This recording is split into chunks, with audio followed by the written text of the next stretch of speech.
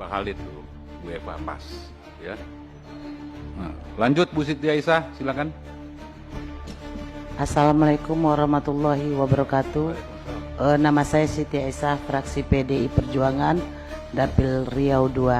Terima kasih Pak JK yang telah mau hadir ke Balek, karena ada inisiatif juga dari kawan-kawan di Aceh untuk merevisi merevisi undang-undang, dan ada juga dari putusan MK. Memang banyak hasil atau campur tangan Bapak dalam kondisi Aceh sekarang yang jauh hari ini orang Aceh sudah bisa menikmati hasil pembangunan walaupun belum optimal. Tetapi Pak, kesenjangan yang Bapak bilang itu kan karena ekonomi, itu benar Pak, sangat benar. Tetapi jauh sebelum itu Pak, keberadaan Aceh dibandingkan Indonesia lain itu yang banyak warga negara kita atau masyarakat kita atau pemerintah kita tidak pernah mensosialisasikannya Pak. Aceh itu bukanlah seperti Riau, bukanlah seperti Jawa, bukanlah seperti yang provinsi-provinsi lainnya. Ketika kita waktu SD ditanya apa provinsi, waktu zaman kami 27 Pak, satu provinsi Aceh ibu kotanya istimewa Aceh, provinsi istimewa Aceh ibu kotanya Banda Aceh. Tapi kita tidak pernah disosialisasikan dengan benar kenapa Aceh bisa menjadi istimewa. Karena setahu saya Pak, ada sejarah yang sering kurang disosialisasikan.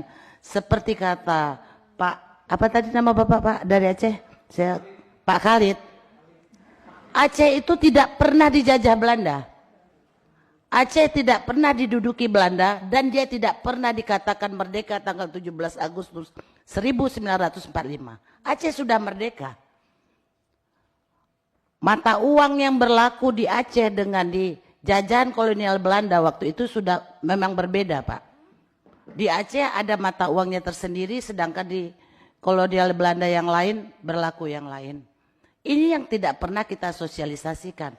Aceh kalau tidak ikut Indonesia dia sudah tetap merdeka tahun 1745 itu, dia memang tidak perlu ada proklamasi, mereka sudah merdeka karena tidak pernah diduduki, dan Belanda mencoba melakukan usaha-usaha dengan senong-ogerannya, dengan pendekatan-pendekatan budaya.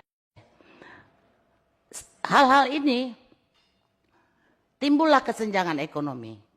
Karena tanggal 17 Agustus Indonesia merdeka, Soekarno dengan duduk bersama mengajak masyarakat Aceh untuk ikut menjadi Indonesia. Dan masyarakat Aceh waktu itu bersedia dengan ketentuan mereka harus diberikan keistimewaan mengatur kekayaannya sendiri, mereka tunduk kepada Indonesia dalam bidang keamanan. Itulah yang tidak pernah dipenuhi oleh pemerintah kita, sehingga kekayaan alam Aceh dibawa ke, menurut masyarakat Aceh, ke Jawa, dan masyarakat Aceh sendiri miskin Pak. Tran-tran didatangkan, jalan-jalan tran bagus, pemerintah Aceh sendiri tidak mendapat apa-apa dan merasa mereka ditipu, seperti kata Bapak tadi, pepesan kosong yang dilakukan. Akhirnya timbullah reaksi. Kalau kita bilang masalah Aceh adalah masalah kesenjangan ekonomi, itu akan memicu di seluruh Indonesia hari ini terjadi kesenjangan ekonomi Pak. Apakah boleh mereka melakukan istimewa? Hari ini saya dipanggil oleh LAM Riau untuk mengajukan Riau istimewa. Kalau kesenjangan ekonomi dicatatkan, Riau dulu penghasil devisa terbesar di Indonesia, tetapi Riau termasuk negara termiskin. Kalau kesenjangan ekonomi Pak, provinsi termiskin. Tetapi Pak, kalau kesenjangan ekonomi Pak, karena ada Riau Merdeka Pak, maaf. Sekarang udah ada mulai isu Riau Merdeka. Saya hari ini dipanggil Pak di DPD. Jadi kesenjangan itu bukan kesenjangan ekonomi, tetapi ada sejarah yang harus kita ingat bahwa Aceh adalah awalnya bukanlah bagian dari kolonial Belanda. Ketika ada daerah-daerah lain yang ingin istimewa, dengan adanya sejarah itu menutup kemungkinan. Saya sendiri sebenarnya tidak setuju Pak kalau Riau istimewa. Karena Riau bukan sama dengan Aceh. Riau sama dengan Padang, dengan lain yang walaupun sebenarnya pendapat saya tidak populer, walaupun sudah banyak hasil sumber daya Riau yang diambil oleh pemerintah pusat, tetapi hari ini Riau boleh dikatakan tidak ada apa-apa Pak. Tanah-tanah hari ini dirampas, tanah-tanah rakyat juga dikatakan dalam kawasan. Jadi Pak tapi terima kasih Pak. Saya pernah Pak keluar dari S2 karena saya nyatakan, saya berpendapat bahwa Aceh bukan bagian Indonesia merdeka dan dia tidak pernah dijajah Belanda. Dosen saya bilang, ibu harus buka buku lagi.